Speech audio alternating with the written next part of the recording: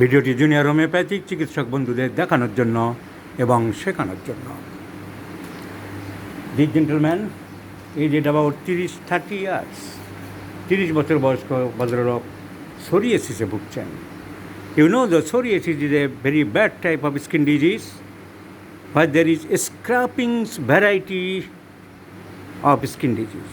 সবসময় লেয়ার উঠতে থাকে, বাঁধাকপির পাতা যেমন একটার পর একটা বেরোতে থাকে, তো scrapings of the skin is divide into 2 parts, epidermis and dermis. এপিডার্মিসের উপর থেকে খালি সাপের খোসার মতন খোলস উঠতে থাকে, এক যন্ত্রণাদায়ক রোগ যা মানুষকে খুবই বিব্রত করে। এখানে ওখানে চারিদিকে ছড়াতে থাকে, বেশিরভাগ ক্ষেত্রে সিমেট্রিক্যাল, দুই দিকে একই রকমভাবে হতেও পারে। This gentleman has been suffering for last 3 years. 3 বছর ধরে উনি এই রোগে ভুগছেন। আগে অ্যালোপ্যাথি দেখিয়েছিলেন, তারা অনেক অয়েন্টমেন্ট লাগাতে দিয়েছে।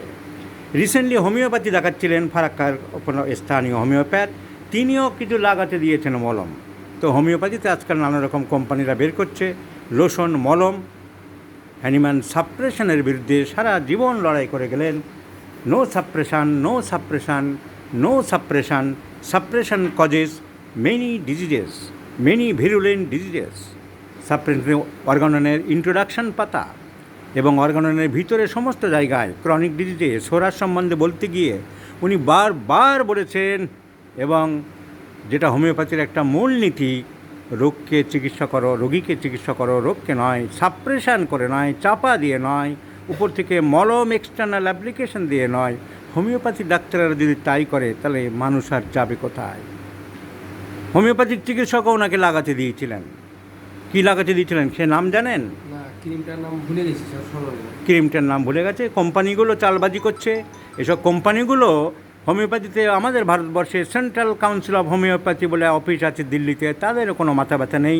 কেন এসব বের করবে? হবেটা কেন? তাদেরকে ব্যান করে দাও, লাইসেন্স বাতিল করো। সেসব করার কোনো নাম নেই, কারণ সবারই তো উদ্দেশ্য একটাই, মুনাফা লোটা। সেখান থেকে যদি মুনাফা কিছু লুটে দিয়ে দেয় তাহলে তো হয়ে গেল।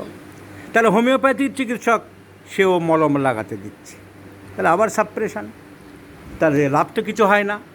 লাভ যদি হতো তাহলে ভদ্রলোক ফারাক্কা থেকে 14 ঘন্টা 15 ঘন্টা পর ডিঙে এখানে আসতো না। তো লাভ কিছু হয় না। যারা এইসব চিকিৎসা করছো জেনে রাখো, লাভ কিছু হয় না। মাঝখান থেকে মানুষটির ক্ষতি করছো, হোমিওপ্যাথির চিকিৎসার বিরুদ্ধে চলছো, এবং একটা রোগীর আরোগ্যকে ত্বরান্বিত করার বদলে আরও দেরি করছো, তাকে অন্ধকারের কূপে নিক্ষেপ করছো। ভদ্রলোকের কী সিমটম আছে? তাহলে 1 নম্বর সিমটম সাপ্রেশন। আগে অ্যালোপ্যাথি হয়েছে, আবার হোমিওপ্যাথিতেও সাপ্রেশন করেছে।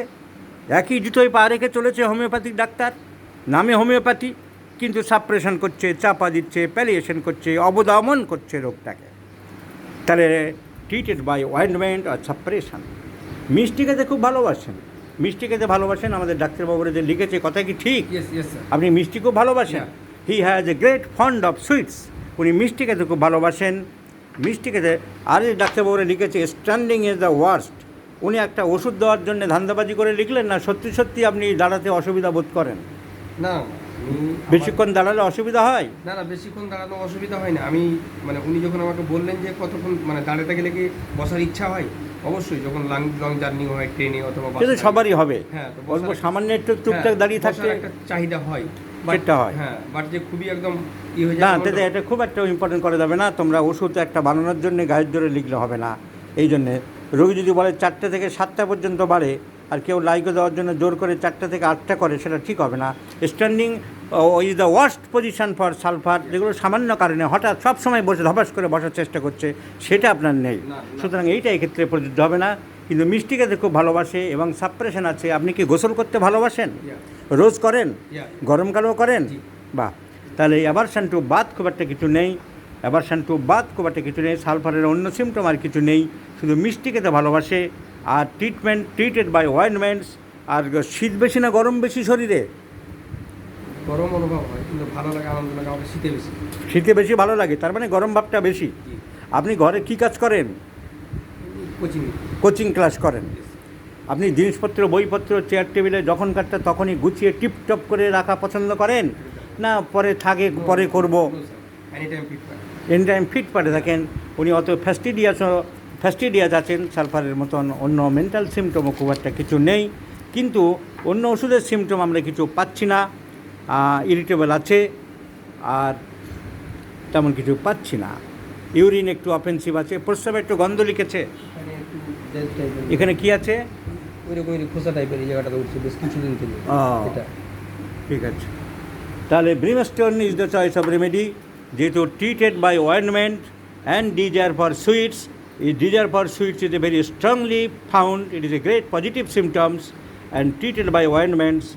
এছাড়া আর ব্রিমস্টোনের অন্য সিমটমও পাচ্ছি না, যেহেতু আর কোনো সিমটমও পাচ্ছি না, তাই আমরা ব্রিমস্টোন এই রোগীকে দিতে পারি। কিন্তু 15 দিন আগে উনি হোমিওপ্যাথি ডাক্তারের ওষুধ খেয়েছেন, কী ওষুধ খেয়েছেন আমরা জানি না। এখন সে যদি আবার ব্রিমস্টোন 10 mg 50 mg দিয়ে আছে কিনা আমরা জানি না।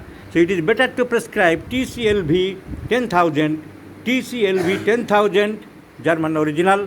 এই ওষুধটাই এখন আমরা 1 মাস 1.5 মাস দেবো, দিলে আগের যে কী ওষুধপত্র চলেছে তার অ্যাকশনটা ক্লিয়ার হয়ে যাবে। Then we may think of brimstone. So TCLV 10,000 is the choice of medicine my friends.